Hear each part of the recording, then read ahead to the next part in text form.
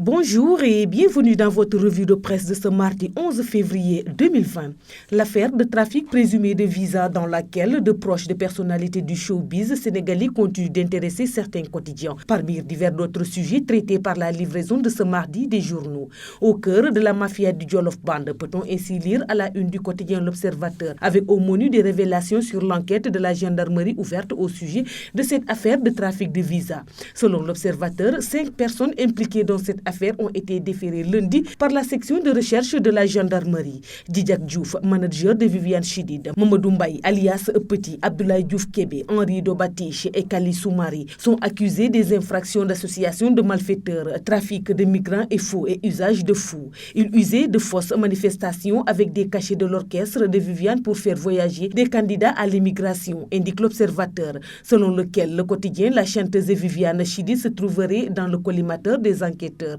Le parquet ne veut pas s'arrêter à sanctionner des lampions et l'option d'ouvrir une information judiciaire recoupe la crainte que des commanditaires et autres complices sont encore tapis dans l'ombre, écrit le quotidien Critique. Et d'ajouter que pour percer le secret des cachets diplomatiques monnayés à prix fort, les mises en cause risquent au minimum, en plus du mandat de dépôt, un séjour de 6 mois en prison. Une perspective qui a peut-être incité Viviane Chidid et son ex-mari à prendre la parole pour s'expliquer. Comme rapporté par le quotidien Tribune, ils ont démenti les insinuations précisant n'avoir rien à voir avec cette affaire de trafic de visas. Il reste que le manager de Viviane et sa bande risquent gros, très gros même, d'autant plus que depuis l'éclatement de cette affaire, dit-on, c'est le branle-bas de combat dans les ambassades occidentales, surtout celle de la zone Schengen, qui n'entend pas laisser passer, rapporte Vox Populi. En croire ce journal, ces ambassades attendent de pied ferme de voir comment les autorités judiciaires et politiques vont gérer la suite de ce dossier pour mettre un frein aux nombreux cas de trafic de visas constatés dans le monde des artistes.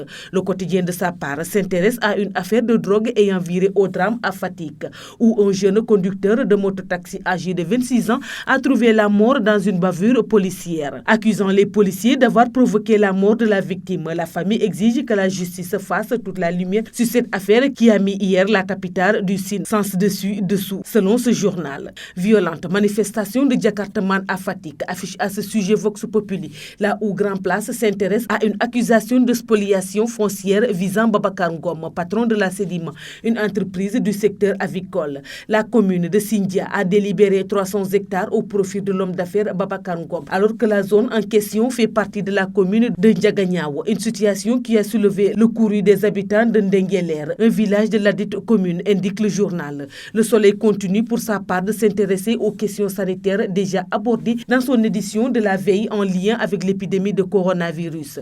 Le journal évoquant la surveillance des épidémies ouvre sur des déclarations rassurantes du professeur Amadou Sall, administrateur général de l'institution Pasteur.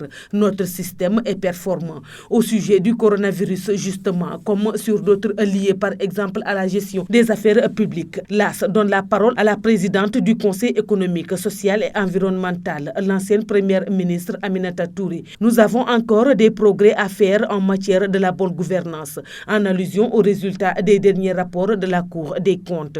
Le Témoin quotidien rappelle qu'il y a 8 ans, le président Macky Sall entamé en février 2012 sa chevauchée conquérante du pouvoir. Un rappel qui n'empêche pas Walf Quotidien de tirer sur les élites disparues et oubliées. Citant Mamadou Dia, Cheikh Anta Diop, le Sénégal en mal de reconnaissance, affiche le journal. Et enfin, le quotidien Enquête souligne à sa une le calvaire des travailleurs du secteur des BTP. Au-delà des licenciements tous azimuts au CDE, consortium d'entreprise, une référence dans les travaux publics et le bâtiment. Le journal note que le mal-être gagne le secteur du BTP. C'est tout pour la revue de presse parvenue à la rédaction du groupe Média du Sud. Merci de nous avoir écoutés. Au revoir.